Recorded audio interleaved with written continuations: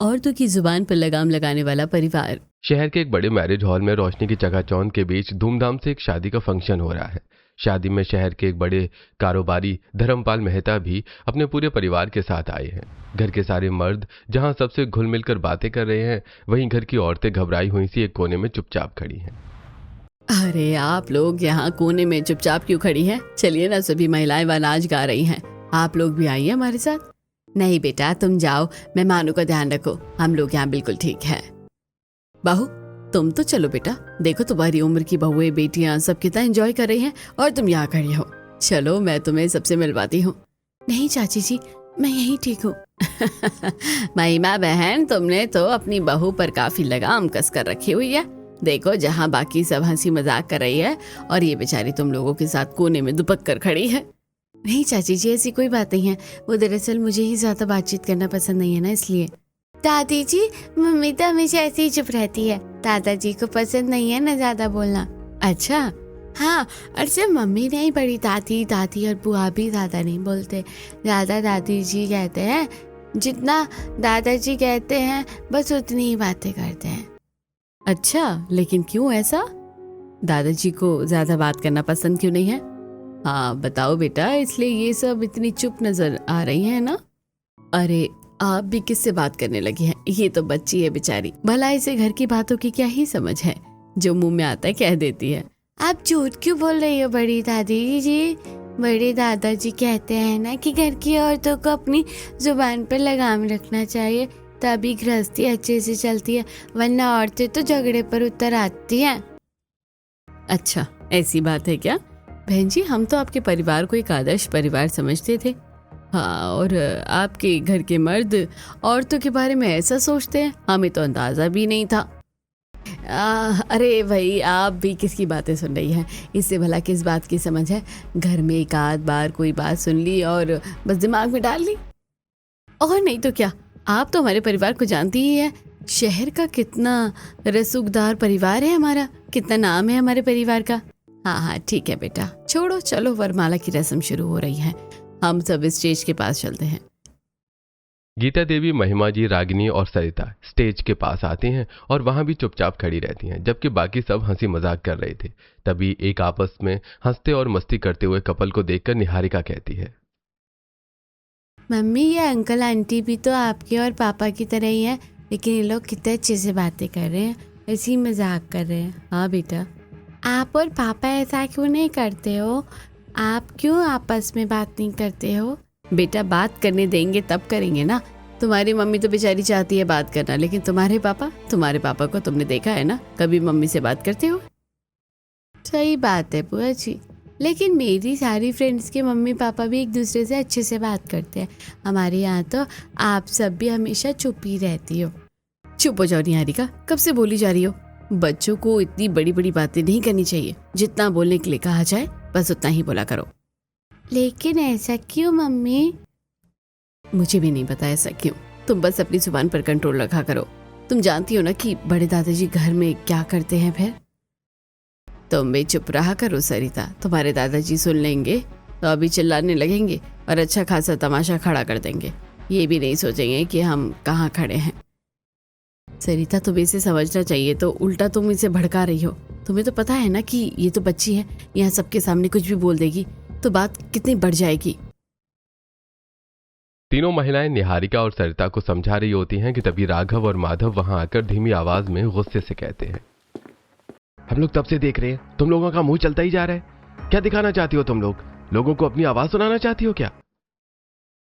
वो हम बातें नहीं कर रहे हैं, हम तो बस निहारिका को समझा रहे हैं।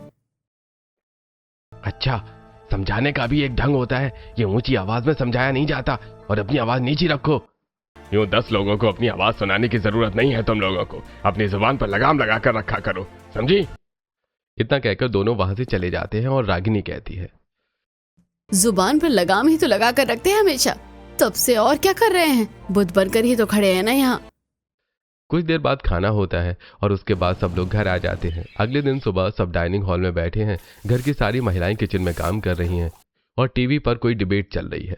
तभी किचन में गीता जी से स्टील का गिलास गिर जाता है और दादाजी गुस्से से झपटते हुए कहते हैं, अरे ये किस बात का शोर हो रहा है? समझ में नहीं आता क्या तुम लोगों को? अरे सुबह सुबह दिमाग खराब करना जरूरी है क्या? माफ करना, गलती से हो गया। बस गलती से हो गया। अरे ध्यान कहाँ रहता है तुम लोगों का? ध्यान से काम करोगे तो ऐसी गलतियां नहीं होंगी, समझी?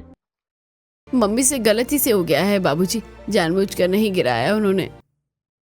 जब उन्होंने कह दिया है तो फिर तुम्हें बीच में बोलने की जरूरत क्या है? अपनी जुबान पर लगाम लगा कर रखा करो, समझी?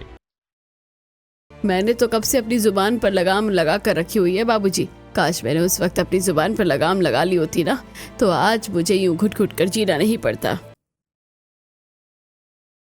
कमला की बात सुनकर महिमा और रागिनी उसे धीमी आवाज में समझाती हैं। बस करो कमला, बात को मत बढ़ाओ, जो हुआ उसे भूल जाओ। हाँ बुआ जी, प्लीज आप शांत हो जाइए। महिलाओं के बोलने पर पाबंदी लगाने से कुछ हासिल नहीं होगा।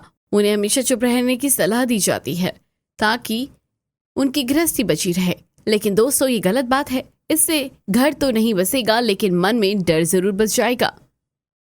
अरे बस ऐसी ही लड़कियां होती हैं जो केवल मुंह चला सकती हैं, इनसे घर नहीं चल सकता। मुझे ऐसी लड़कियों से सख्त नफरत हो गई है जो बस बोलना जानती हो।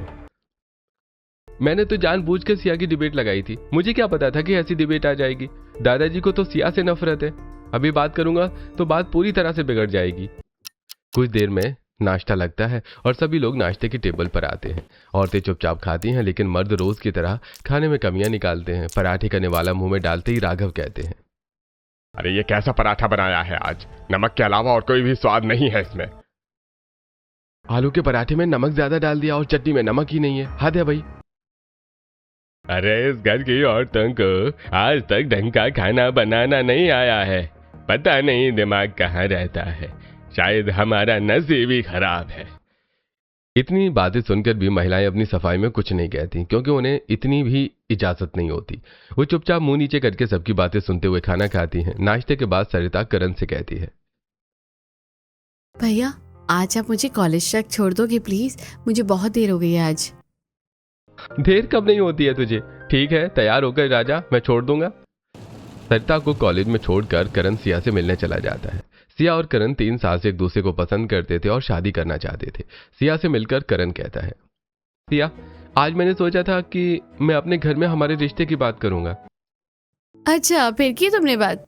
कहाँ कर पाया। सुबह टीवी पर तुम्हारी डिबेट का प्रोग्राम देखकर तो दादाजी एकदम से भड़क गए।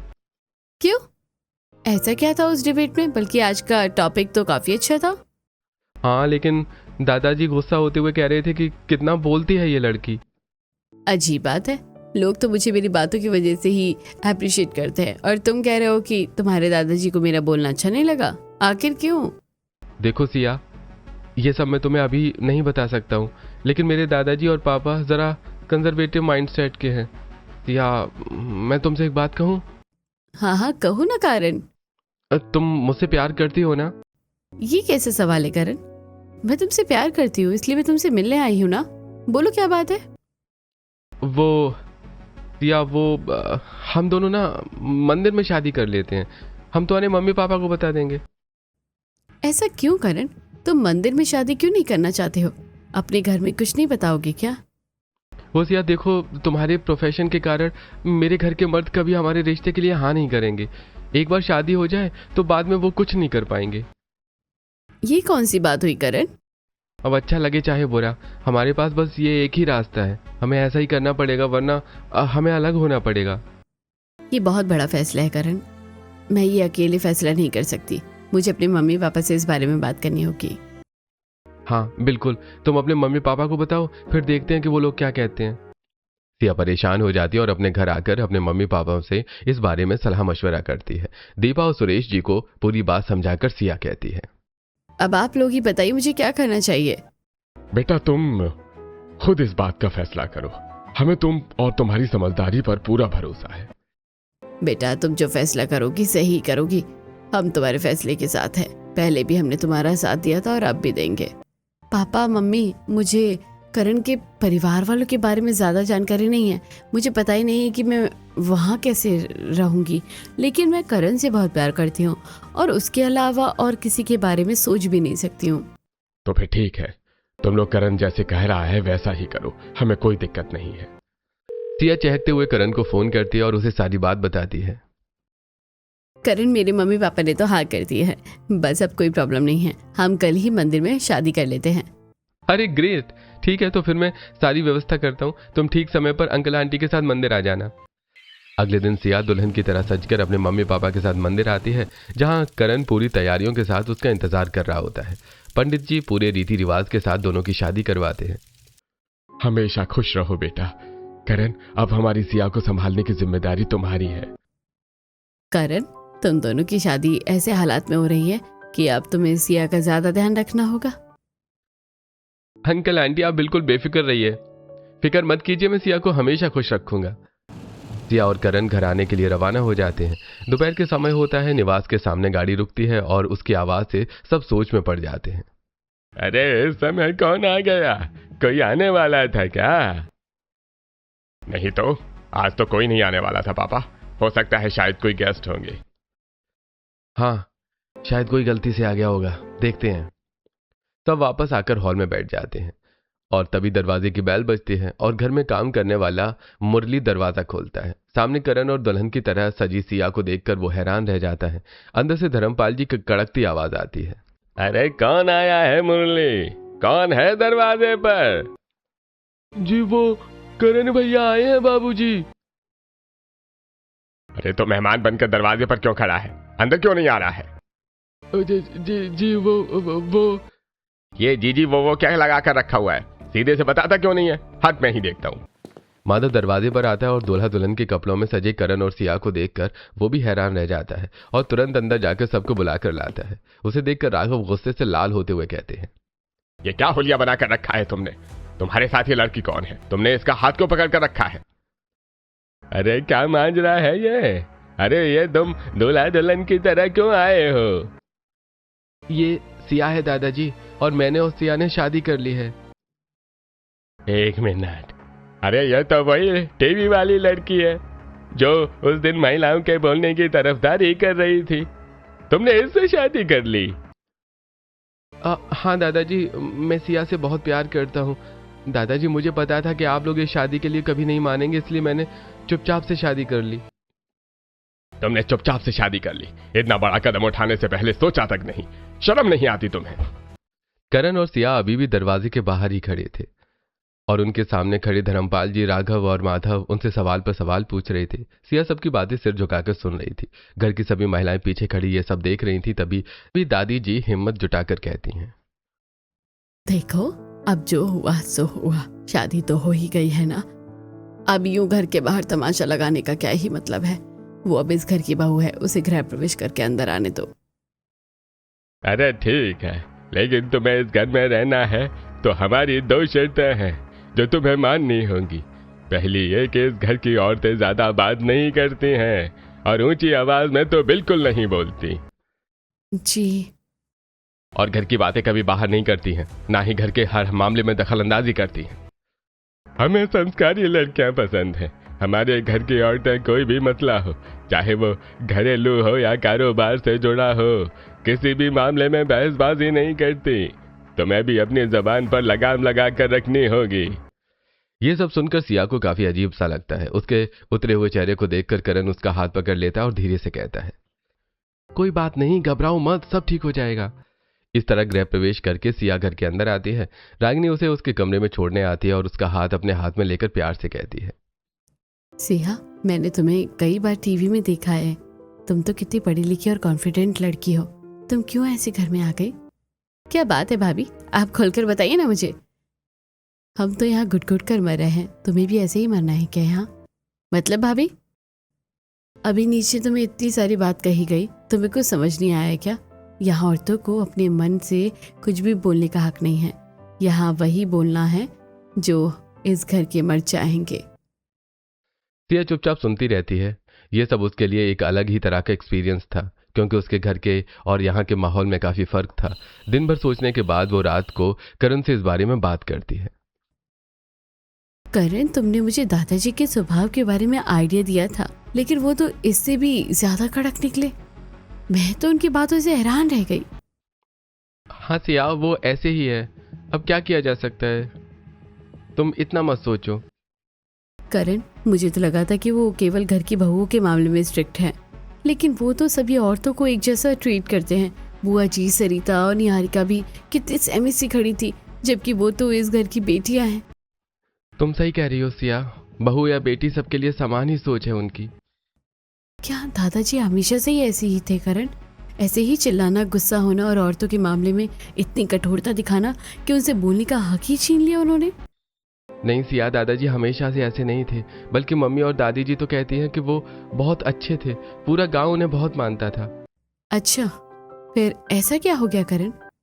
हाँ सिया, उस समय हम गांव में रहते थे और दादाजी को गांव का सबसे अच्छा और समझदार इंसान माना जाता था। लेकिन क्या करण? आगे बताओ ना मुझे, प्लीज, मुझे जानना है सब। लेकिन एक ऐसा हादसा हो गया जिसके बाद उनकी सोच हमेशा हमेशा के लिए बदल गई सिया। मुझे बताओ करण, मुझे सुनना है। मैं जानना चाहती हूँ कि दादाजी के कठोर होने के पीछे आखिर क्या वजह है। ये उस समय की बात है जब पापा और बुआ की शादी नहीं हुई थी। दादाजी की सोच जमाने से कहीं आगे थी। वो तो लड़कियों के पढ़ने लिखने और आगे बढ़ने पर जोर देते थे। हाँ करण, ऐसे थे दादाजी? हाँ चलो मैं बताता हूँ कि क्या हुआ था। दोस्तों, हमारी बेटियां भी हमारा भविष्य बन सकती हैं। आजकल बेटियों को पढ़ा लिखा कर हम उन्हें मजबूत बना सकते हैं। हमें उन्हें अपनी बात खुलकर कहने का मौका देना चाहिए। अरे भाई, कलेक्टर बनाना है क्या लड़कियों को पढ़ा लिखा कर? आगे चूल्हा चौका ही सबसे जरूरी काम है लड़कियों के लिए, पढ़ाई लिखाई से कुछ नहीं होता। हमें मत सिखाओ तुम। मुझे पता है कि तुम सबकी सोच नहीं बदलेगी, लेकिन मैं तो अपनी कमला को खूब पढ़ाऊंगा लिखाऊंगा ताकि वो खुलकर अपने विचार रख सके, अपनी बात बोल सके। धर्मपाल जी गांव के खिलाफ जाकर कमला को शहर भेजकर खूब पढ़ाते हैं। नियत समय पर कमला की शादी होती है और वो ससुराल आ जाती है, लेकिन शादी के कुछ महीनों के बाद ही कमला के ऊपर गलत इल्जाम लगने लगते हैं। अरे बदचलन है तुम्हारी बेटी, इसे अपने पास ही रखो, मुझे ऐसी बीवी नहीं चाहिए। इसकी जुबान जरा ही चलती है। हमने तो आज तक अपने बेटे को कुछ नहीं कहा, ये तो उससे लड़ाई तक कर लेती है। चक्कर चल रहा है इसका किसी के साथ। बाबूजी, ये लोग सब झूठ बोल रहे हैं, मुझ पर लांछन लगा रहे हैं कि मेरा किसी के साथ संबंध है। आप तो मुझे अच्छे से जानते हैं ना, मैं ऐसा करना तो दूर सोच भी नहीं सकती। हाँ बेटा, तुम सही हो, लेकिन ये लोग ऐसा क्यों कह रहे हैं? मैं गलत बात का विरोध करती हूँ ना, इसलिए ऐसा कह रही हूँ बाबूजी। लेकिन मैं ऐसे चुप नहीं बैठूंगी बाबूजी। मेरे चरित्र पर जितने छींटे उड़ाए हैं, मैं उन सब का हिसाब लूंगी। मैं पंचायत में जाऊंगी। कुछ दिन बाद गांव में पंचायत बैठती है और कमला बेबाकी से खुलकर अपने विचार रखती है और ससुराल वालों को खूब खरी खोटी सुनाती है। नतीजा तो कुछ नहीं निकलता, लेकिन यह देखकर गांव वाले लड़के वालों की बजाय कमला के लिए बातें बनाकर धर्मपाल को सुनाते हैं। अरे भाई देखा धर्मपाल, पंचों के सामने तुम्हारी बेटी कैसे जुबान चला रही थी, ऐसे ही ससुराल में भी इसकी जुबान कैंची की तरह चलती होगी। अरे देख लिया, पढ़ाई लिखाई करके इसने सिर्फ मुंह चलाना सीखा है शायद। कौन से ससुराल वाले बर्दाश्त करेंगे ऐसी लड़की को? और पढ़ाओ लड़की को। अरे अच्छा है हमने तुम्हारे कहने पर अपनी बेटियों को ज्यादा पढ़ाया लिखाया नहीं, तभी तो उनकी जुबान पर लगाम है, वरना वो भी ऐसे ही कमला की तरह मायके में आकर बैठ जाती। कमला बुआ के पति ने ना तो उन्हें डिवोर्स दिया और ना ही अपने घर में रखा। तब से वो यहीं पर हैं। दादाजी को यही लगने लगा कि ये सब कमला बुआ की जबान चलाने के कारण हुआ है। अच्छा, तो इसलिए वो ऐसे हैं? हाँ, और तभी से उन्होंने ये फैसला कर लिया कि अब वो कभी अपने घर की किसी औरत को ज्यादा बोलने नहीं देंगे, ताकि और किसी का घर न टूटे। लेकिन करण, जब उन्होंने एक बार अपनी बेटी को जमाने के खिलाफ जाकर इतना बड़ा मौका दिया, तो उसकी बात को समझने की कोशिश तो करना चाहिए था ना। अब सो जाओ सिया, इस पर हम ज्यादा बात नहीं कर सकते। अगले दिन सिया की पहली रसोई की रस्म होती है और वो सबके लिए बाकी खाने के साथ साथ खीर भी बनाती है। घर के सब मर्द खा रहे होते हैं तो सिया उनसे चहक कर पूछती है, खीर कैसी बनी है दादाजी? बताइए ना दादाजी, चखिए तो सही। अरे ये कैसी बात कर रही हो तुम बहू? कल तुम्हें बताया था ना कि यहाँ ऊंची आवाज में और ज्यादा बात करना मना है। समझ में नहीं आया क्या तुम्हें? दादाजी, मुझे आपसे एक और बात पूछनी थी। मुझे करण ने सब बताया हुआ था, लेकिन आपने अगर गांव वालों के खिलाफ जाकर कमला बुआ को पढ़ाया लिखाया, तो फिर थोड़ा तो उनके ऊपर विश्वास करना था ना।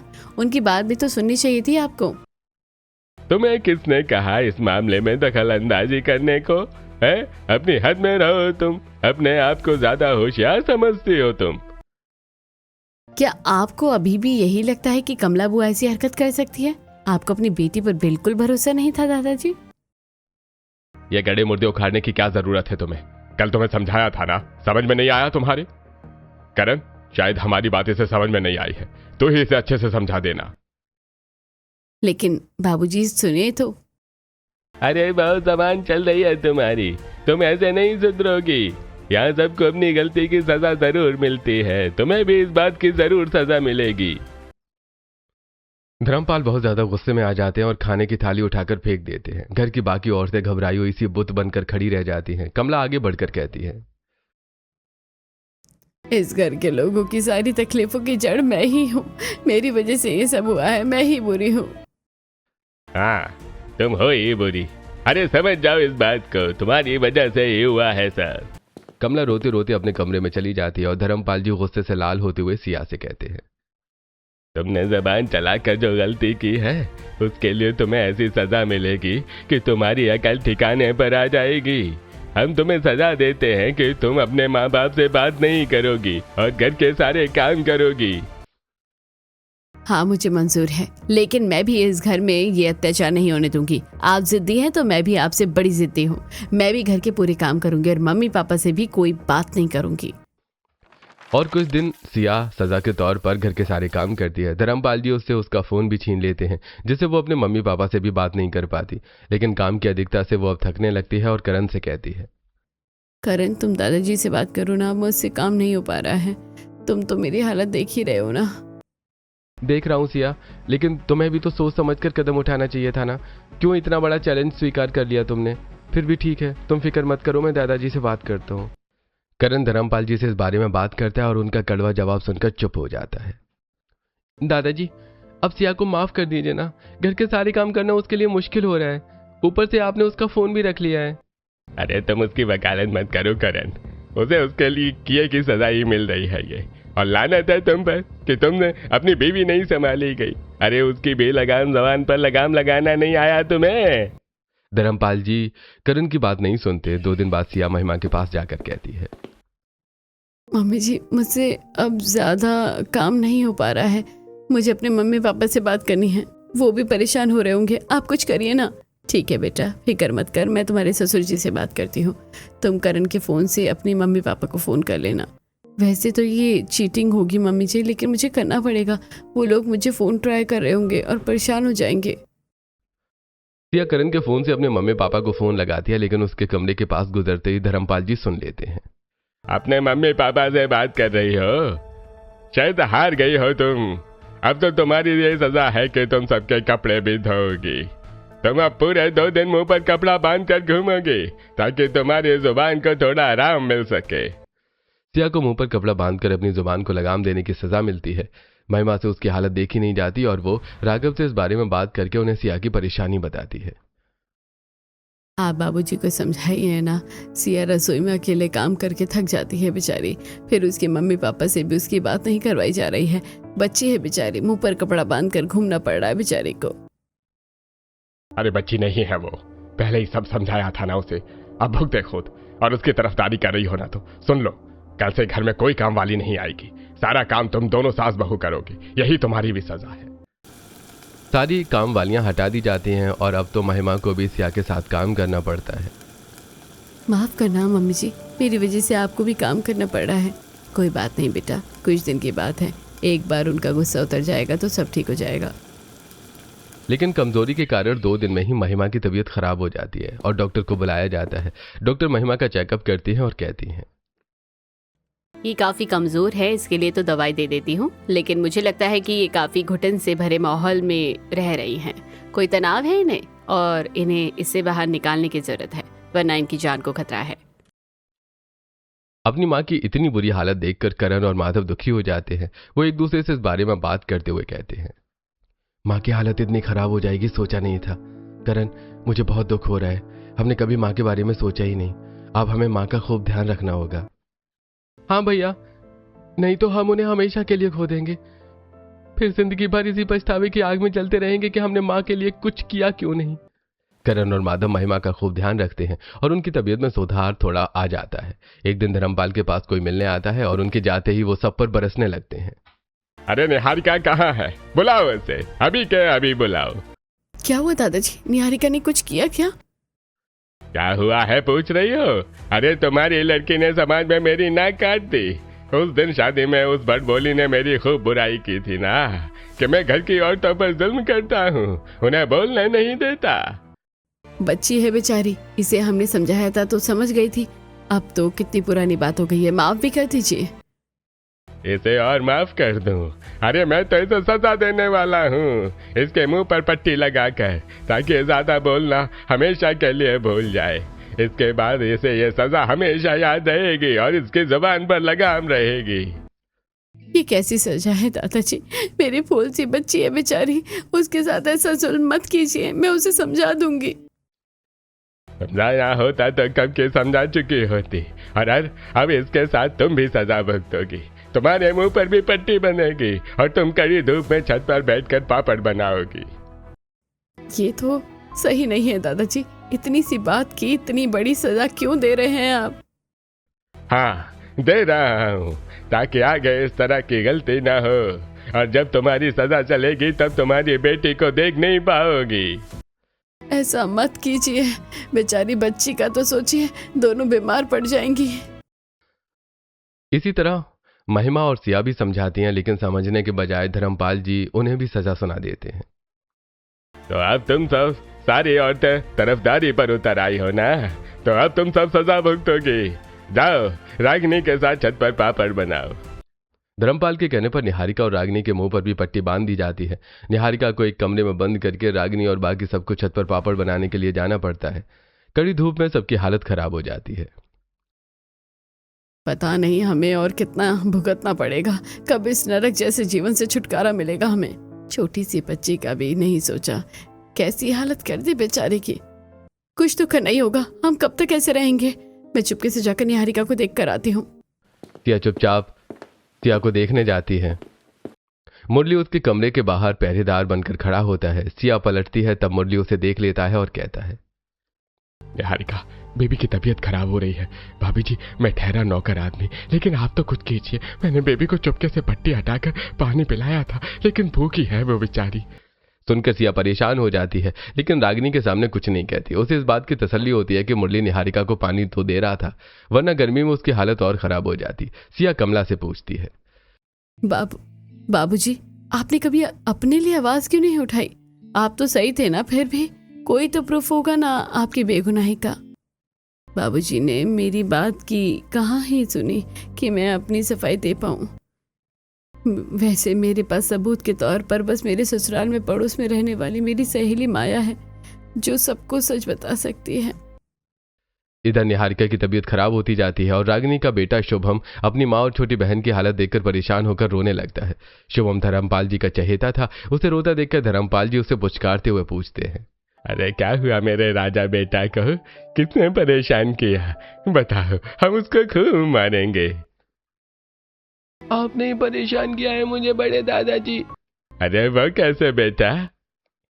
आप मुझे मेरी मम्मी से मिलने नहीं दे रहे हैं, उनसे काम करवा रहे हैं, और मेरी छोटी बहन को भी आपने कितनी बुरी सजा दी है। आप सब बहुत बुरे लोग हैं। हमें स्कूल में बताया है कि ऐसे लोग बहुत खराब होते हैं जो दूसरों को परेशान करके खुश रहते हैं। मैं आपसे बात नहीं करूंगा। शुभम की बात सुनकर सभी मर्दों का सिर शर्म से झुक जाता है। धर्मपाल तुरंत निहारिका और रागिनी के मुंह से पट्टी हटवाता है। इधर किसी तरह घर वालों से बचकर कमला सिया को अपनी पड़ोसन माया के घर लेकर जाती है। माया सिया को सारी हकीकत बताती है और सिया उसे लेकर मेहता निवास में आती है। दादाजी, ये माया बुआ है, कमला बुआ के ससुराल में उनके पड़ोस में रहती हैं। ये आपको अपने मुंह से सारी हकीकत बताएगी। बाबूजी, कमला की कोई गलती नहीं है, फिर भी बेचारी ने इतने साल सजा भुगती है। इसका पति ही नालायक था, कितनी तो औरतों को फंसा कर रखा था उसने। अरे क्या कह रही हो तुम? मैं बिल्कुल सच कह रही हूँ बाबूजी। कमला को उसका पति शराब पीकर खूब परेशान करता था, मारता था, पीटता था।